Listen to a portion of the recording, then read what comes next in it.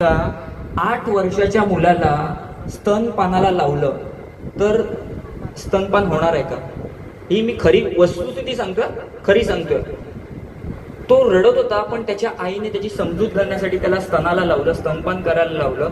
ज्यावेळी त्याचा 8 वर्षाच्या मुलाचा हात त्याच्या आईच्या पोटावर गेला तेव्हा त्याच्या आईचे आतडे वरती खालती होते, तेव्हा त्याला कळलं. आणि तुम्हाला ही सेवा जी आहे ना, या पैशाच्या माध्यमातून जर तुम्ही केलं तर उर्वरित 75% पुण्य पण तुम्हाला भेटेल आणि तुमच्या जन्माचं कल्याण होईल. नाही तर तुम्ही सगळ्यांनी लक्षात घ्या, आज मी आहे उद्या असेल का नाही, पण एवढा जर चांगला प्लॅटफॉर्म तुम्हाला दिलेला आहे पुण्य कमवण्यासाठी, आणि जाताना जर तुमची बॅलन्स जर झिरो असेल तर तुमच्यासारखे अभागी तुम्ही जा, लक्षात घ्या. म्हणून मुलाबाळां तुम्ही लक्षात घ्यायचं, तुम्ही आमच्या देशाचे भविष्य आहात, तुम्ही आमच्या संप्रदायाचे भविष्य आहात. मग ह्या संप्रदायाची थोडं थोडं करा, बाकीच्या ठिकाणी गोष्ट करू नका. जेवढं करता येईल तेवढं करा. आणि इथून पुढे ज्या ज्या स्थितीला आतापासूनच पुढच्या, जसं आपण पुढच्या भविष्यासाठी आपण नियोजन करून ठेवतो, तसंच पुढच्या भविष्यासाठी तुम्ही प्रत्येकाने लक्षात घ्यायचं आहे.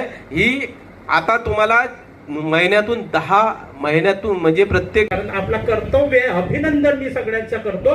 आणि या ठिकाणी आता सभा संपल्यानंतर आरती होणार